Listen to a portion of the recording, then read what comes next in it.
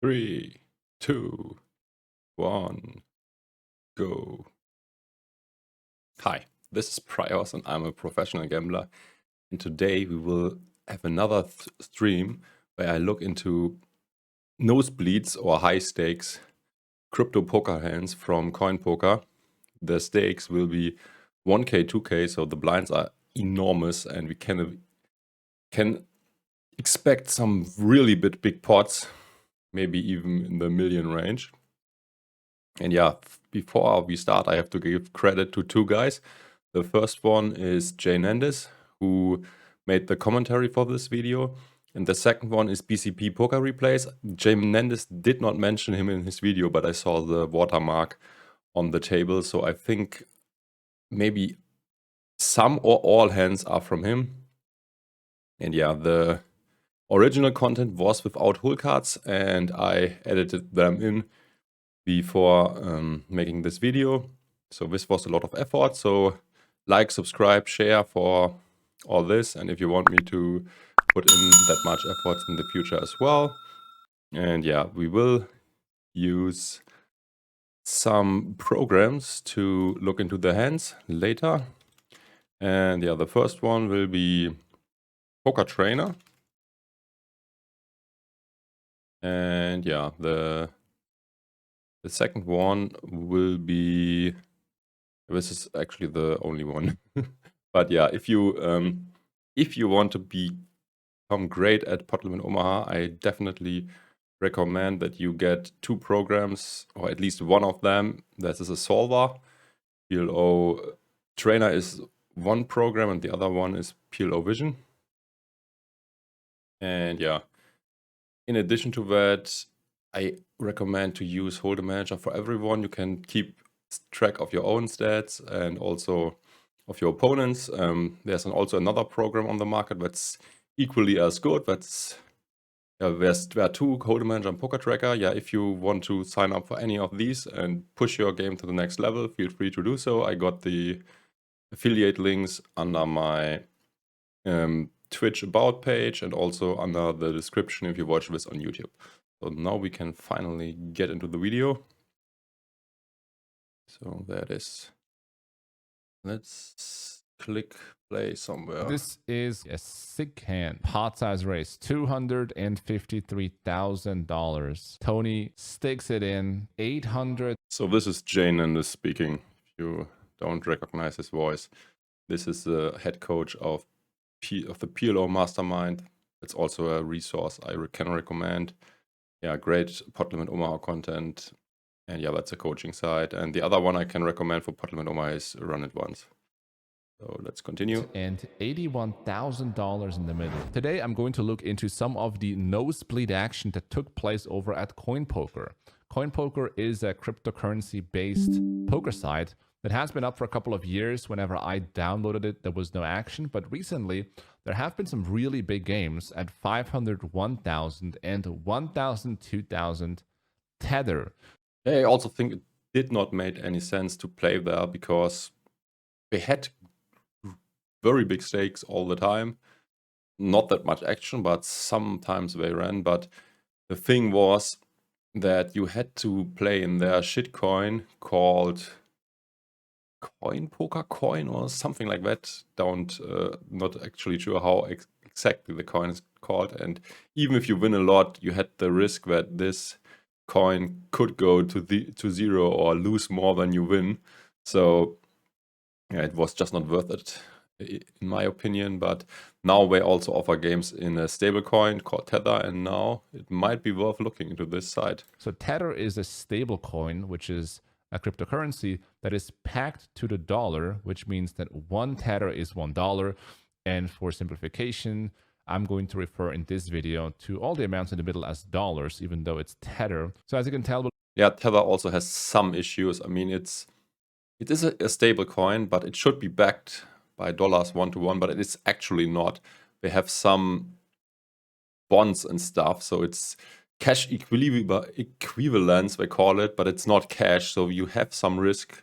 And yeah, if they hold the wrong bonds or whatever the cash equivalents are, then you might get fucked. And there are many rumors for many years about this site, not the site, this coin, and yeah, be careful when you use this stablecoin. There are other stablecoins out there that I would use instead of Tether if possible, but I think on this side only Tether is possible. So if you want to play poker here, you have an additional risk with the Tether currency, and if you want to know more about it, just Google for it and you will find it. Looking here at 501k, some familiar faces. We see Omaha for rolls on the button, Highstakes/Sky Stakes, Omaha Legend, and also I also played a lot with Omaha for rolls. He's quite good.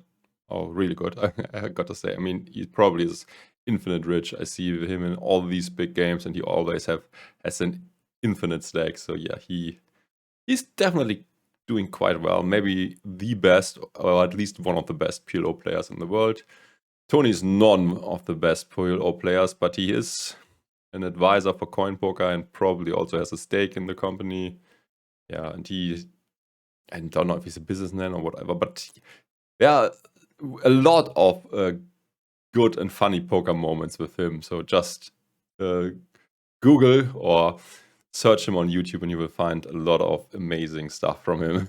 Tony G in the big blind, who is an advisor and probably also invested into CoinPoker. So let's jump in. So you can tell we're playing here with an ante of $400 in the middle. 3x open on the button. This is a fine open rate. As you can see, normally you don't see the Holcards. But yeah, I added them in. And it is. Oh, that looks good. Sorry, have to make this black for just a second because I need to open up PLO Trainer. And yeah, now I also need to download it. So I'm not sure how long this will take. Hope not too long. But while I download, he could still go into this one. Sizing. When you play with an ante, the blinds are able to 3-bet. Actually, I'm not sure if this is a good open. This is definitely on the loose side, or it's on the edge. It might actually be a fold, to be honest. Okay. So, sorry that I forgot to start this program in before. And yeah, let's larger because they can include the ante. We will check this. So it can make sense to open raise smaller. We will check the hand in a bit. And I'm also not sure if it makes sense to open raise smaller because in non-ante games, the pot size raise is the best. And I don't see any reason why this should be worse when you have antes. I'm not sure if anyone ever ran a sim on that. But yeah, maybe Jnandez is right. I mean, he has all these sick computers running in his back office or wherever. And yeah, he might know exactly what to do. So we will take his word for this, but he also could just say it. I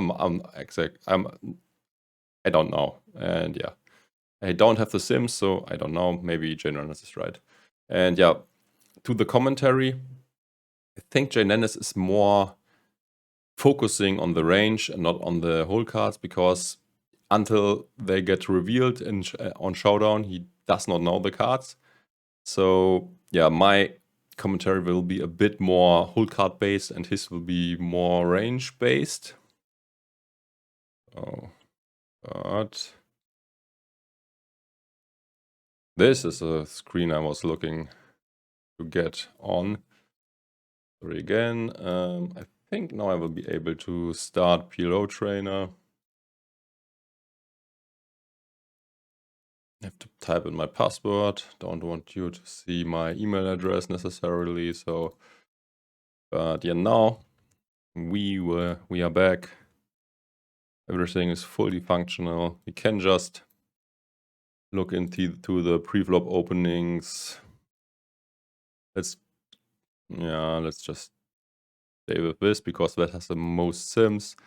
Let's see if this is an open. Although keep in mind that you probably can open a bit looser because this is with antes and our sim is without. So let's see if Queen Jack 4-3 is an open or not. Single suited. I think it definitely is not an open if it's rainbow, but this way it might be. It might also be not. Let's see. Oh, at least I was right. Without antes, this is a fold, but with antes. But it's close, as you can see. EV is 0 anyway, so do whatever you think is best in this situation. And as Omaha for rolls probably has an edge, and Tony is in the big blind, he wants to play hands with him, it might be okay to open this, or it might be even slightly better than folding it. Keep the positional advantage and also allow yourself to raise and steal the blinds for cheaper. So going for 3x could be a fine strategy. You can also go larger. Just have to make sure to adjust your pre-flop range to a tighter range as you go bigger and risk more money. This also is quite a sick one. Not sure if he's supposed to rebet this hand. I say I think it's very close. Honestly, it could be everything. Call, fold, re-raise, but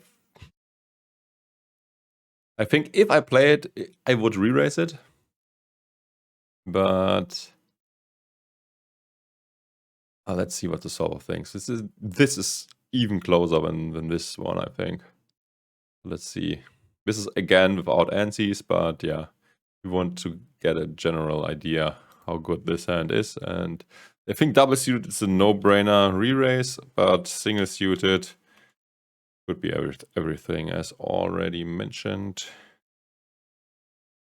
So, oops, was not the correct button.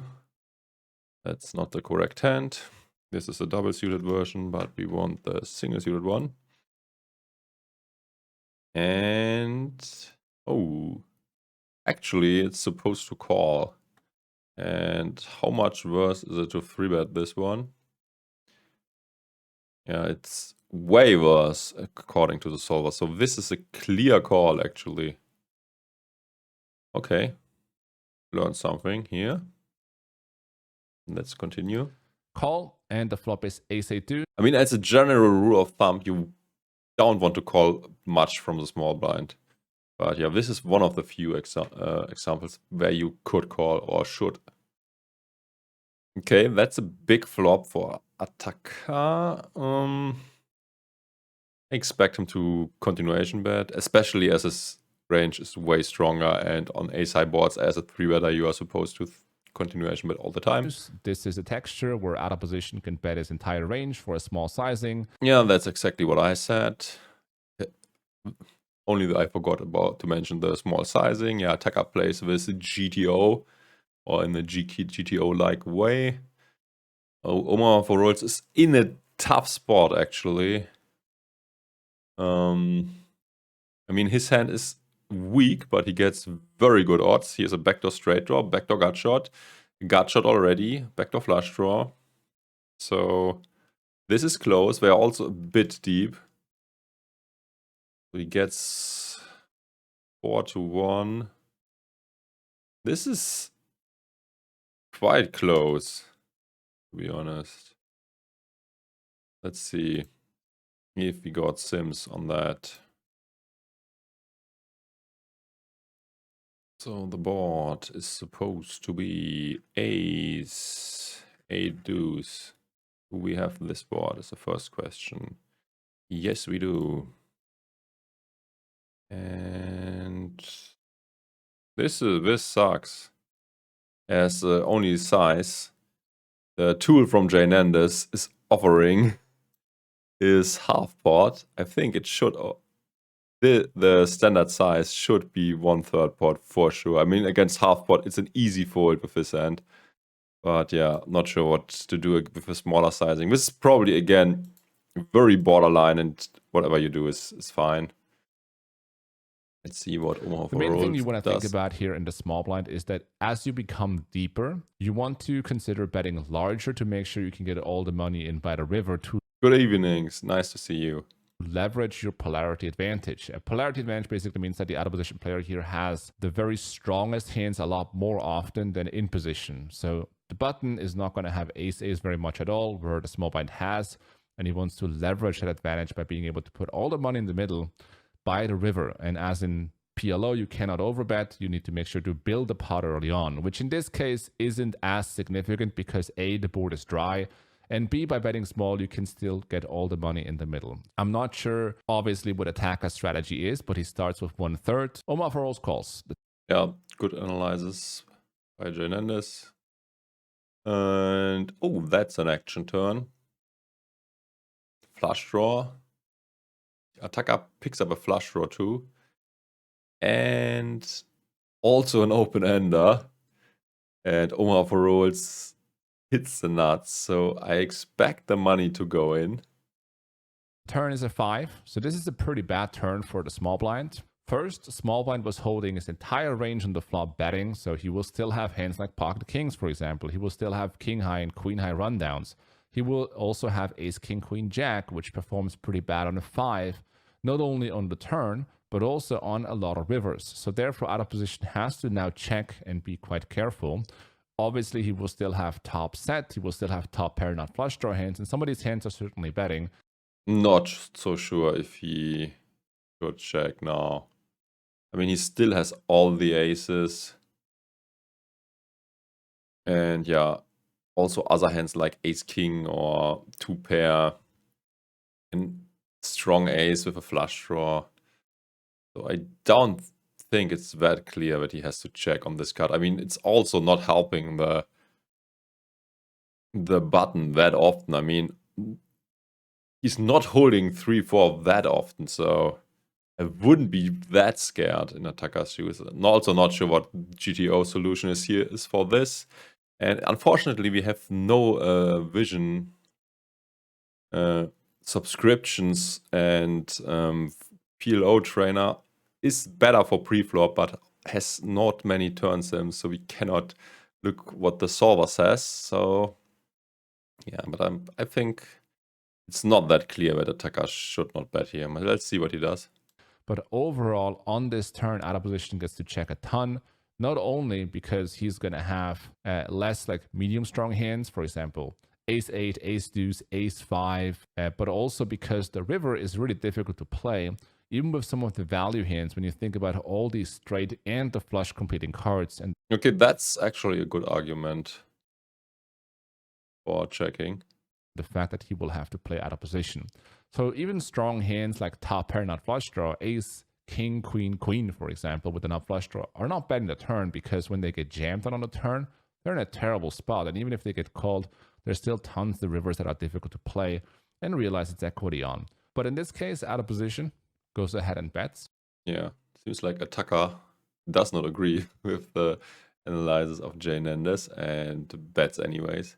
I mean, the things said are definitely true, but I think you still want, in my eyes, you still want to bet a lot of your range in an Attacker's shoes, because a lot of the hands the button holds here is a medium draw or something like that, and he wants to check behind to get a free card, and you don't want to give him the free card. And that's exactly a spot where you also see what the power of position is and why it's so important to be in position and not out of position. Because, yeah, life is way, way harder for the guy out of position. So let's see what happens. I guess Omaha for rolls probably raises and they get the money in, but let's see. a 75% sizing, which is a fine sizing to choose. Omaha for rolls now has to make a decision. And we will see here a jam raised to $120,000 from Omaha for rolls. And Attacker is about to get all the money in the middle. No surprise, we're only going to look at hands where we see the showdown. We see a call. $307,000 in the middle. Small blind shows up with ace 8-7-6. So you have... Yeah, still 40% for Attacker. And yeah, I mean, it's just a cooler, this spot. Let's see who can win this one. As top two pair, nut flush draw, and the not open-ended straight draw. And Omaha for rolls turned the nuts with Queen Jack 4-3. As far as preflop is concerned, Omaha for rolls has a reasonable open. He only risks 3x with the ante out there. This is sort of a bottom of the range break-even open raise. But if he assumes that the blinds are either too tight pre or he has a big edge. Tony G is definitely not too tight, but he probably has a big edge against him. I don't know who Attacker is, but the way he played his hand, I would say he's probably a good player. Post, this is a reasonable raise.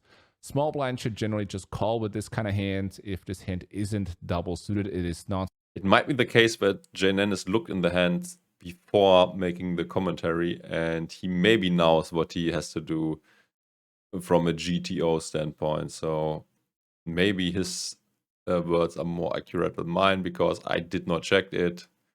And for the turn, I also can't check it as I don't have the sims. Strong enough for 3-bet, especially not out of position.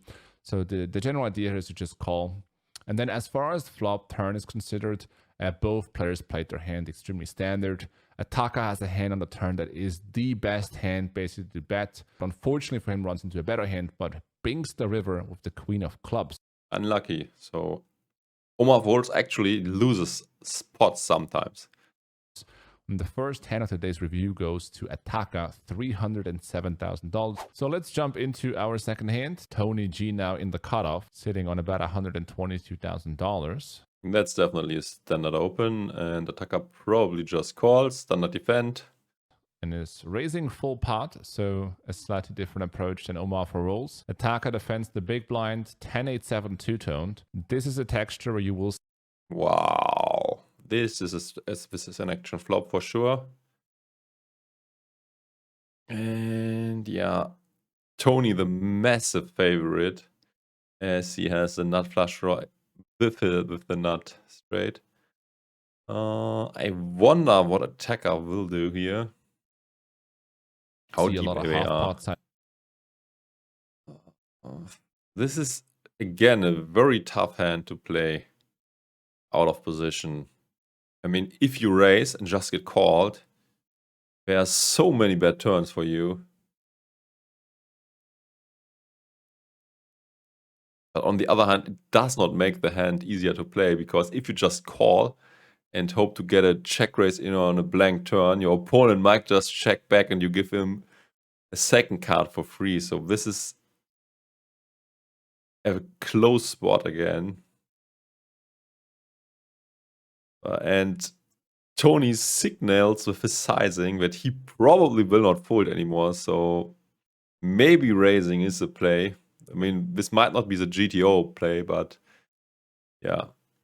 Sometimes player like Tony G tell with their sizing what they want to do and what should happen. So, and if you have the nuts, you can't go that wrong to stick it in. I mean, in this case, you are very wrong, but this would be a bit results orientated. I also don't like Tony's sizing at all. In general, on lockdown boards, you are supposed to bet way smaller and not such a big sizing. So that's definitely bad. Let's see what Jnandez has to say to this one. As betting, but not from Mr. Tony G. He goes for the full pot size bet. When you bet this large, you just make it easier for the big blind to fold all the medium strong hands. Very true. And you also make it more difficult for yourself to extract the value. True. From the good hands, because the big blind will fold a bunch. But not in this case. Attacker with the check raise, $29,000. Tony G with the click back, and the money goes in. $244,000. I think at this point, Attacker, how much money do we got? I mean, we probably don't have a decent amount of money left, but if I see a clickback from Tony, and also there is a decent amount of money left, I would definitely just call, even if I hold the nuts, because I can potentially bluff him off when scare cards hit, like a diamond or board pairing card.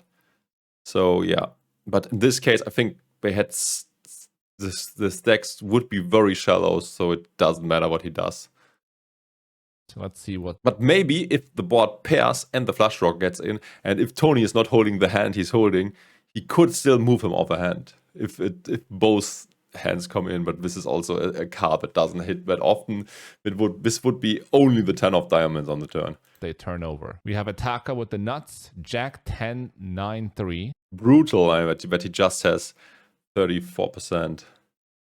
But Tony G is holding the nuts with the nut flush draw on top. So sitting here in a comfortable position, maybe a tell, betting full pot with Jack 9 with the ace high clubs. Would be Actually, diamonds, clubs now turning in for a. Ooh, would be funny if Ataka chips it. Now they are flipping. Ataka, now they're flipping actually, because Ataka turns the backdoor flush draw on the 7 of clubs. River brings in the 4 of clubs. Oh, very unlucky for Tony G. What a brutal way to lose with the nut straight with a nut flush draw against Ataka, running it one time for $244,000.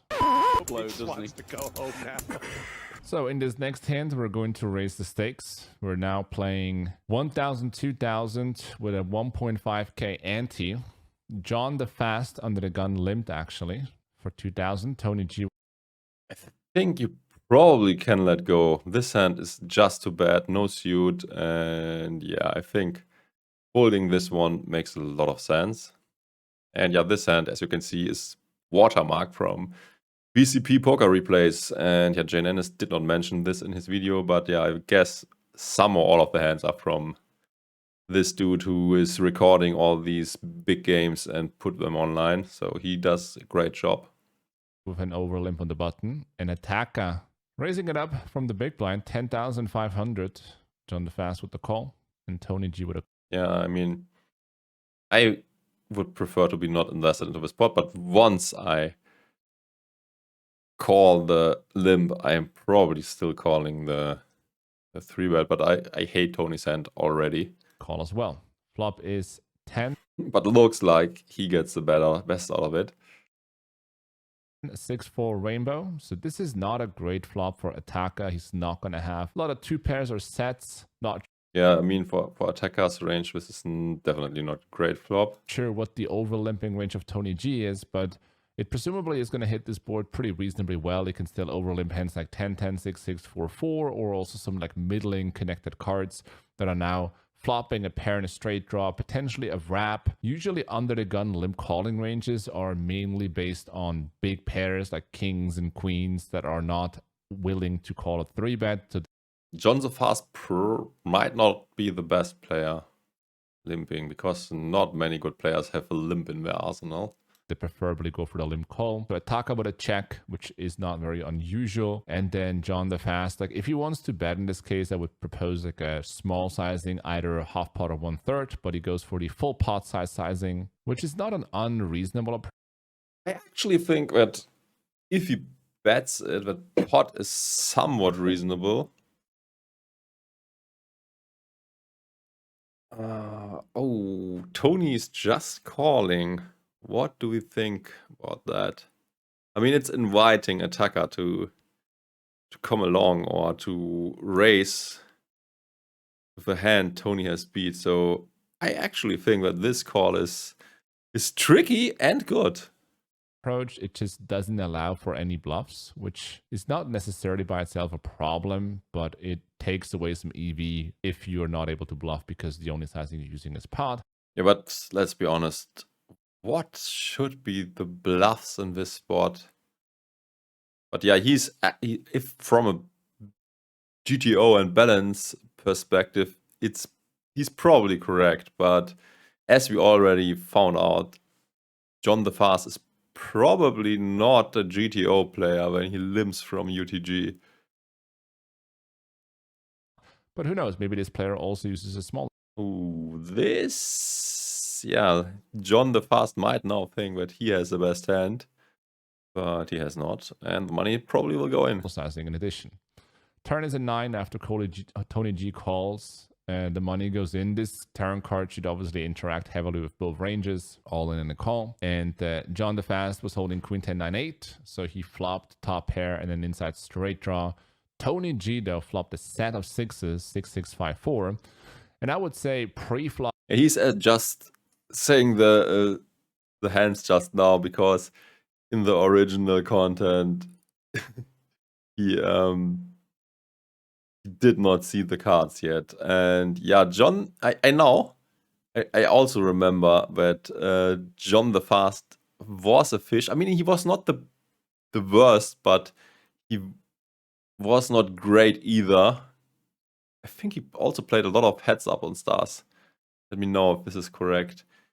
He wasn't... I mean, he's not the worst, but he definitely was not beating the regulars.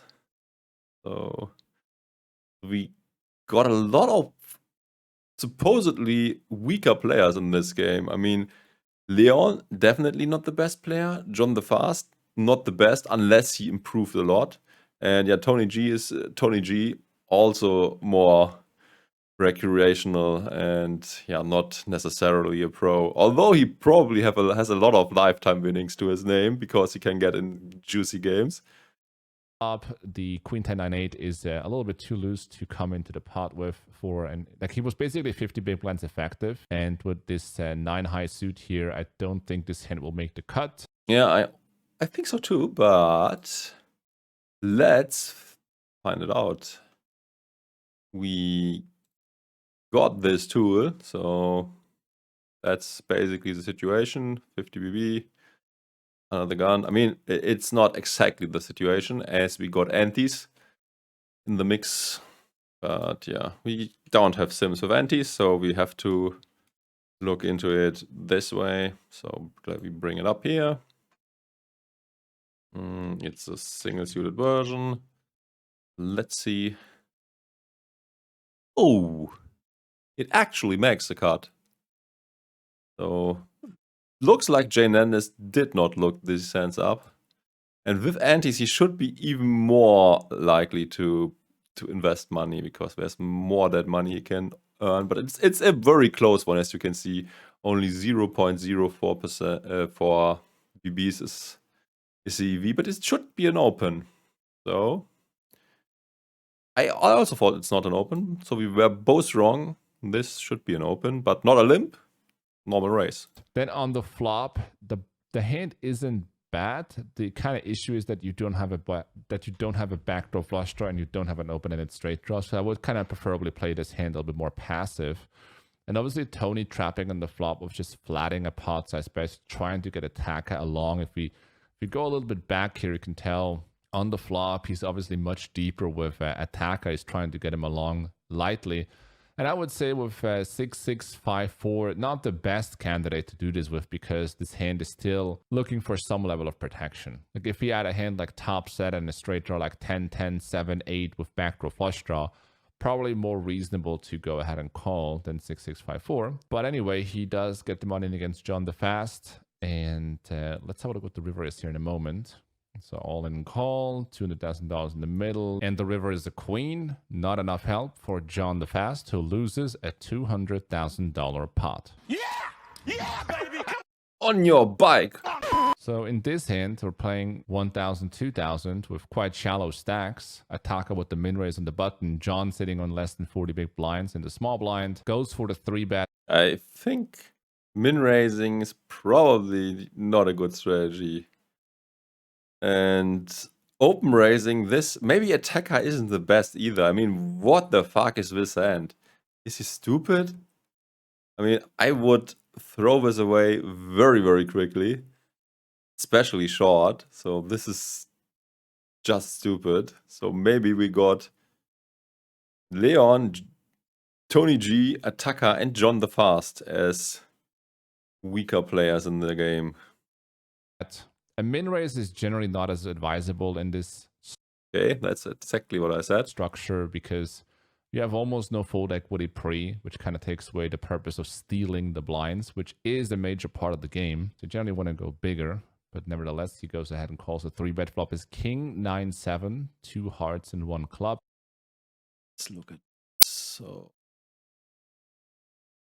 Oh, ugly. I mean, now attacker has to put the money in, right? And yeah, John the Fast. I mean, I would hate this board. I mean, John the Fast could also be getting destroyed here, but with the pot to stake ratio, it's... Ugh. This is very ugly, to be honest. Let's see if we have a 50 BB sim for this. So, king 9-7. So it's basically this situation. Oh, we got sims. Nice. King 9-7. 9-7 not available. We only got boards that are king 10-8. King 10-8 is a lot more draw heavy.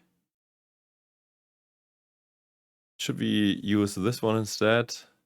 I mean, we got nothing better, so let's just go with this and see what aces with nothing else to go with it are supposed to do.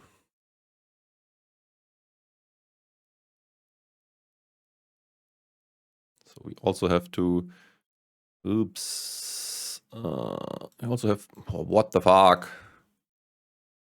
We also have to change the hand of John the Fast a bit so that we don't have a gut shot. So he has like ace 4 9 with clubs and spades.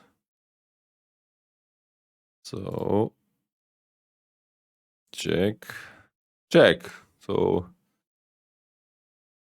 you should check, as it seems. So let's remove this hand. So I said this is sort of very tough. So he should check, and let's say his opponent bets the full pot. What is he supposed to do now? I guess it's the fold. Fold is the way to go. My thinking. Yes, fold is the way to go. So he might still be able to get away on this board after I mean, this board is a bit better for him. I think it's probably very, very close spot. But yeah, I wouldn't blame him if he check fold or pot get it in. Both fine in my eyes. But yeah, unlucky. And attacker now also has to go with it. I mean, he has a pair and a gut shot. This has to be good enough. Pot size c-bet by John the Fast. Stack the pot ratio slightly below 2. And attacker jams rather quickly. Let's have a look what they show down. Ooh, 50-50, basically. So ace queen 4 for John, and then 10-7 6-5. They're flipping on the flop. So let's dissect these hands quickly. Pre-flop, this is a punt to open raise, especially if you're playing shallow. 10-7 6-5 is a very weak hand, and as you get shallower, big cards and big pairs matter more. John the Fast with a standard 3-bet pre. On the flop, John wants to check fold the flop. You're looking for slightly more blockers. Yeah, as I said, check folding might be the way to go, but I think jamming also is not too bad. You're not wasting too much money. Especially if your opponent is open raising way too much. The GTO route might be wrong here, because normally you would expect your opponent to be very high card heavy, and then this board is good for him. But if your opponent is an idiot and raises 6, 5, 7, 10 rainbow, then it makes a lot of sense to jam aces. So if he has a read on attacker, then this read that I just was talking about, then he should get it in. But if he does not have this read, he probably should check fold. So I guess that's good analysis of the situation. Looking for a club or a heart in your hand, especially in combination with a straight draw blocker, for example, ace-ace, jack-4, ace-ace, queen-5 with one heart and one club, even is sort of the cutoff point of the weakest hand you would commit yourself with. And then Ataka is just punting on the flop. He does have, on the surface, a reasonable hand. He has so Jnandez definitely looked into some sims. He couldn't say this from the top of his head unless he's a GTO machine, but I don't think so. Nobody is that good. the pair and a straight draw. But if you think about any value hand from the small blind, he is just completely crushed. He's crushed against any king, against any pair and flush draw. If John has aces and a flush draw, ace king of hearts, king x of hearts, if he has king... Yeah, actually, I think Jnandez is correct. After thinking more closely about it, Ataka also is in a way tougher spot than I thought, and his hand might also be very close to a fold and is not the first pump get it in. He's completely right. So yeah, good commentary. King, even if he has aces in any sort of straight draw, Ataka is in big trouble there. And he's looking for about 38% equity, which he just doesn't have against like basically any of the value combos. He's lucky to run into the absolute bottom of John the Fast range here with ace, ace, queen, 4. But this hand certainly displays that these guys are here to gamble. Turn is 5, river 6. First one goes for Ataka, $80,000. Second one a 9. Nice card for John. River king as well. And they end up splitting this pot. All right, so in this hand, we do have Loose Leon in the mix. He is apparently sitting on his phone and casually makes it 8,500. Now we have a full 6-max table at 1K, 2K. This looks like quite loose open. Was it a 3-bet? No, or was it? Was he actually right, so in this hand, we do have Loose Leon in the mix. They just He is apparently sitting on his phone. Insanely big stakes. What do you think, guys? Is this an open or not? We can only look into games without antes, but I think that's not an open. Pretty sure it's not. Let's make this... Oh, it's 50 BB. Oh, for 50 BB, it can't be an open, right? I mean, for 100 BBs, it's probably not an open. But for 50 BB, I'm even more sure that's not an open. Queen, queen, jack 4, single suited. Jing. It is not an open. And let's now look into 100 BB sims. Probably not an open.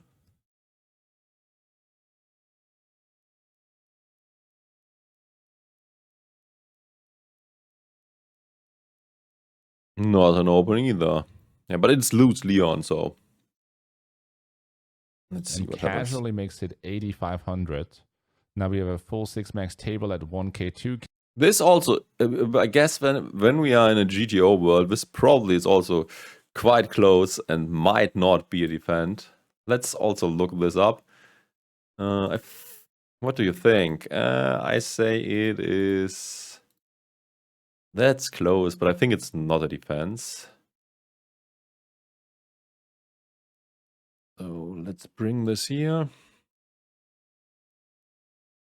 So our holding is 10, 6, deuce, 9, double suited, and it's not a defend. But yeah, against Leon, you can justify defending loser because he's also opening way loser. Okay, John the Fast with the call. Flop is Queen Jack Deuce, 20K in the middle. You see a check and Leon. And Leon now, very good hand. Oof, tough spot for John the Fast. I think he probably should call with a pair and an open ender and a backdoor flush draw, but raising, there's no point in raising. I mean, you could also make a point for folding, because if Leon has a draw and a pair as well, you're completely screwed. So Leon also is sort of crazy. What do we have left? We have more than 3 times the pot left. Yeah, so I think actually it's probably a fold. But if I continue in the hand, I would call and also jam on some scare cards in John the Fast choose. But this will not work, obviously, against Leon's hand. But against this range, it might be successful. Let's see what John does.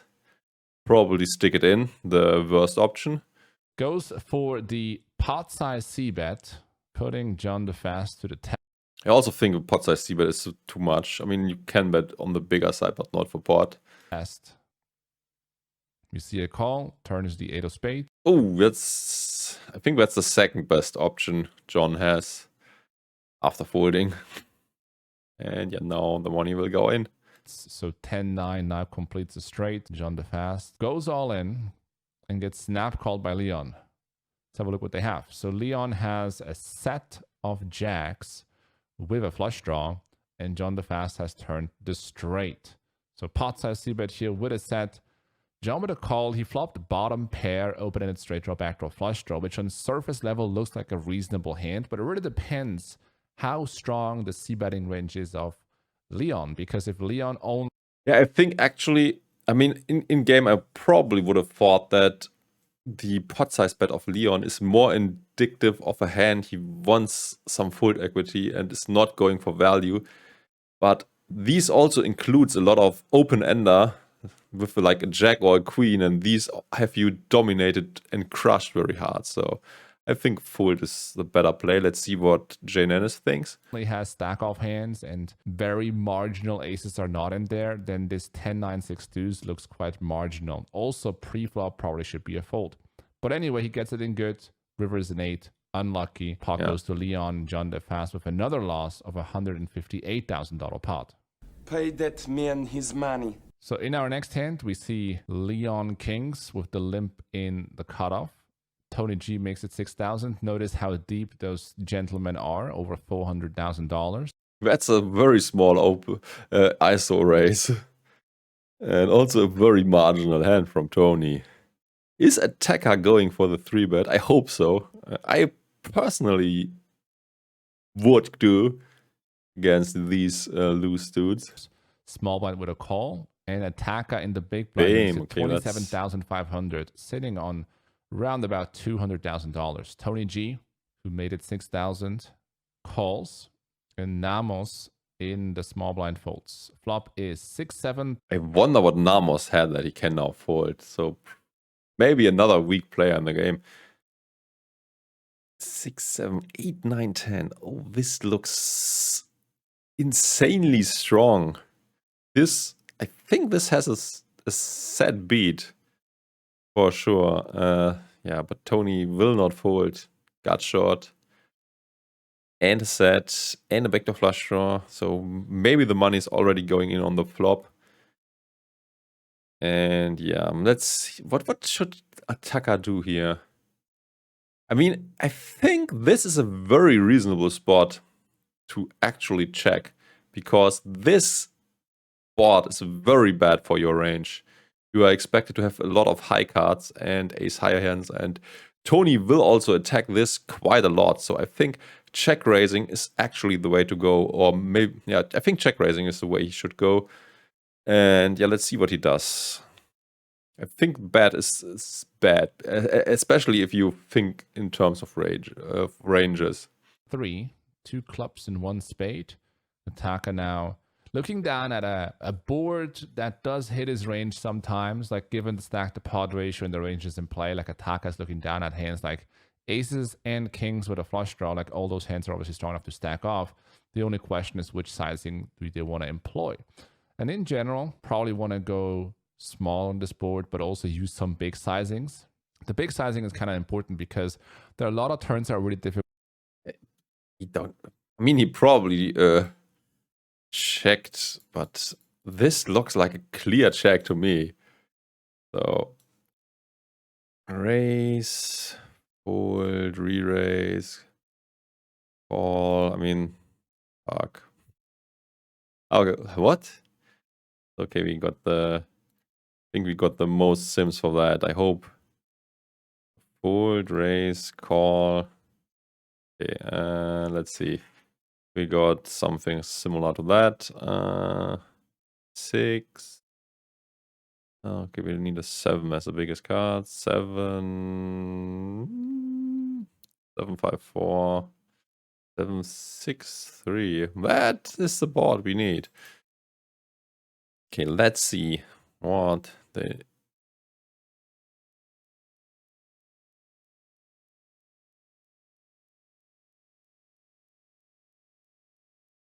So, looks like my analysis wasn't too bad. So, a lot of checking should be done. Let's see what his hand should do. Queen, 8, 9, 10 with hearts and diamonds.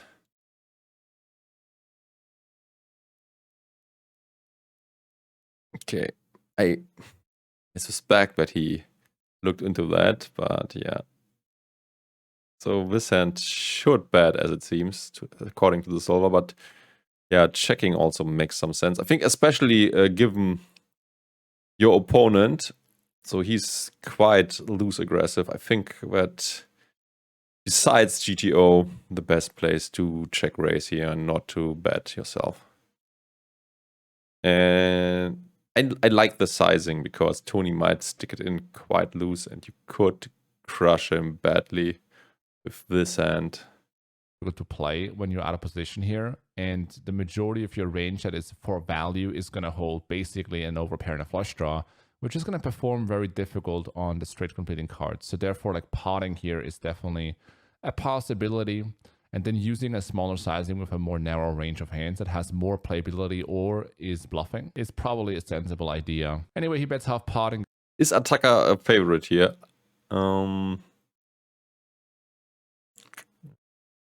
I think so. It's jammed. Let's have a look what these guys show. Nope, he's not, but it's close.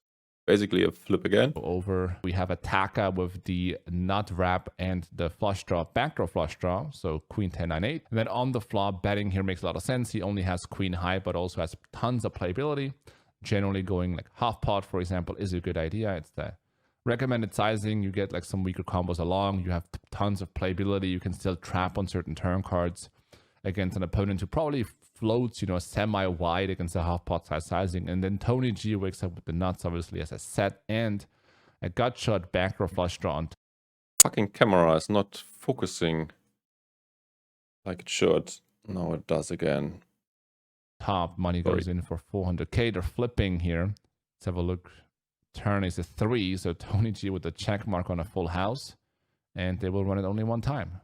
Nice pot for Mr. Tony G. So let's move on. Tony G sitting on $700,000. That's for sure not an open race. Now makes it 6,000. Attacker with a 3. This free bet also seems quite ambitious.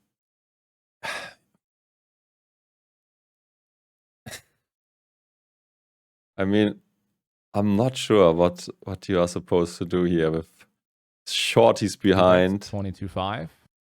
I mean, these kings are very weak, and if Tony G isn't completely crazy, this seems not good at all. I mean, what do you do if you get 4-bet? I mean, he probably does not get 4-bet that often, but his hand just sucks, so I would recommend to call or even hold, because your hand also sucks very badly if someone behind decides to 3-bet. Tony with a call. Flop is Jack 10 deuce, 50k in the middle. Quite a dynamic board. Pot size lead by Tony. Okay, if Attacker gets it in here, he's definitely the fish type player. I mean, his hand is very bad and he should still get away. Unless he has a read that Tony is only leading with like very marginal shit, but even the marginal shit can have him crushed very badly. So my recommendation is to fold. But as we see showdowns in every hand, it seems, so he probably gets it in. So he's not folding anymore. An attacker now with a decision is probably going to look down a lot of overpairs. Gets the money in, 300k in the middle. Tony G sitting on a wrap and a Yeah, as I said, this is just bad. flush draw. King, queen, 9-6.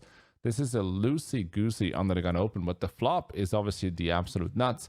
And actually on this texture, out of position wants to lead for a smaller sizing with a polarized range. And this is actually a hand that would make the cut. Tons of playability, tons of removal effects as well. You want to avoid the in-position player to take a free card. So the lead is something I agree with. The sizing choice, though, I would size down. But in this case, it actually works out because attacker gets it in with king, king, 10, king, king, 6, 7. It's actually a hand you want to fold here. The main... Yeah, oh, as I said, so quite good. I mean, I'm still sharp, although I don't play much poker these days. Not to say I don't play any poker at all, to be honest, because, yeah, unfortunately, I got banned on most sides. So even if I wanted to, I can't. Although on coin poker, I'm not banned yet. driver for these decisions is the I was not banned doing things in poker. I was always banned due to casino play. I think coin poker does not have a casino, so probably I will not get banned there. stack to pot ratio. So in this case, we're looking at a stack to pot ratio of 2.5. So attacker requires here equity around 42%. Let's think about this. SPR4 is 44%. SPR3 is 43%. SPR1 is 40%. So yeah, pretty much like 42% equity. And it's just not going to come up with that amount of equity against Tony G when he has king, king, 6, 7. Holding king, king, 6, 7 with the king of diamonds is even bad because he's blocking some of the draws that he would be ahead of if he has pocket kings. He's blocking, obviously, king, queen of diamonds or just the king high flush draw in general. And is more likely to run into jack. So to sum it up, attacker is an idiot. And you want to have him on the table. 10, jack, jack, 10, 10, or some big draw like Tony has in this case that is still completely crushing him. So he's sitting on 27% equity when he needs at least 42-ish. Unfortunate, but can he hold? And the answer is a miracle yes on running 7. So finally a nice pot for attacker. 299,880 tether /dollars. Rock and roll. All right, so this is going to be a sick hand. Under the gun pot size raise by Leon, 8,500. Tony with the snap. In the big blind, we find... I think Tony's hand probably should not make the cut to call this. And yeah, with short stack and aces, you obviously love what is happening here. And Ape Emmy sitting on a short stack, squeezing it up to 36,500, only 14k behind. I think Leon now should re-isolate. I think we already had this hand in the other episode where I was showing you the biggest pot from biggest pots from coin poker. This was also a video that I released recently, so I recommend that you watch this as well if you like this video. And yeah, I think Leon should repot it to get Tony out and don't give him great odds to see a flop and outflop you. But yeah, anyways, Leon is sort of scared and just calls, and now Tony G will come along and let's see what the flop brings. And Leon with the call and Tony with the call as well. Flop is jack 3-3. Okay, Tony G absolutely crushes it. Yeah, with 13k left, the aces are definitely all in. Although they don't love it. And Leon is in a terrible spot. And Ape Emmy has only 14,000 left, 112 in the middle.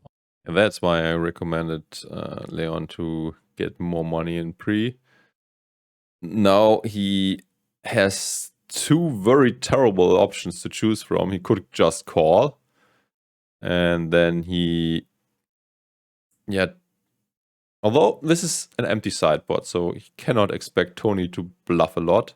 But if he just calls, Tony can see a cheap turn very easily. And if he raises, could potentially drive out a lot of weak things. Oh, this is... So what would he do with a 3, for example? Would he raise or would he just call? So what would you do there? So we will also have to put in some range considerations when playing this hand. Or what would he do if he has a flush draw only? So this is a very tough one, but he would probably trap some with a 3 or jacks.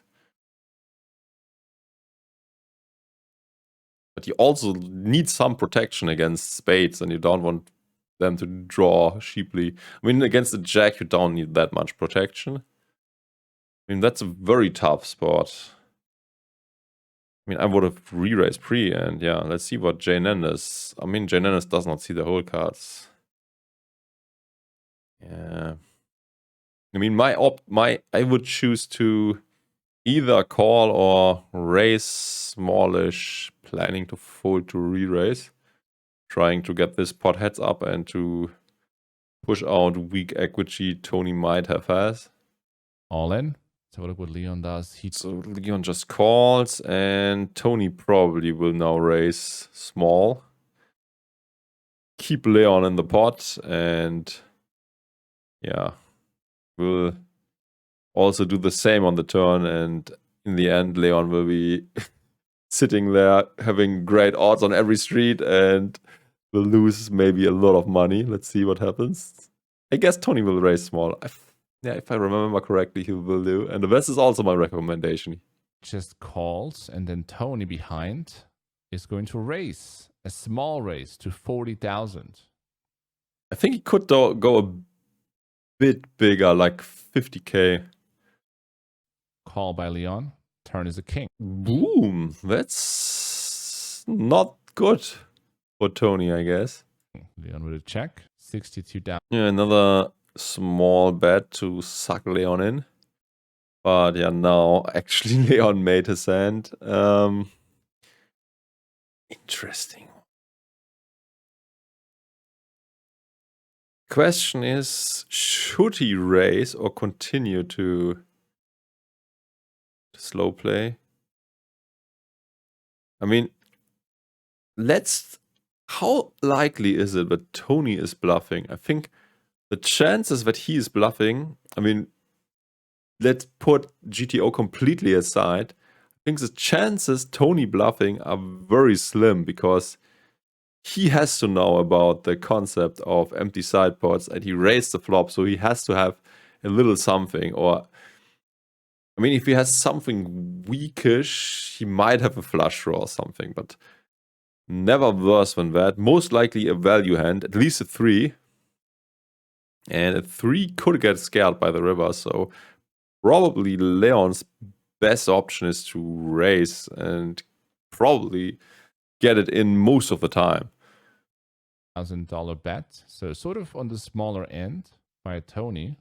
And Leon goes for the pot size raise. $253,000. 84 behind. Tony sticks it in. Leon ain't folding. $881,000 in the middle. Leon with the kings. Leon kings with the pocket kings. Tony G with the pocket jacks. What a cooler. What a disgusting turn card for Tony G. Tony G with the nut full house on the flop. Got turned on a king. Drawing to 1 out. Doesn't connect. And Tony G loses a massive pot against loose Leon. $881,000. Yeah, nice video from Jnandez. Good commentary. I think it would be way more interesting for people to watch if they put in full cards from the beginning and not just in the end. So that's why I did this. And yeah, I hope you liked my commentary as well. If that's the case, please like, subscribe, follow, all this good stuff, depending on which side you watch. And also don't forget the bell notification. You get notified and once a new video is out on YouTube. Yeah, thanks for watching. Until next time, bye bye.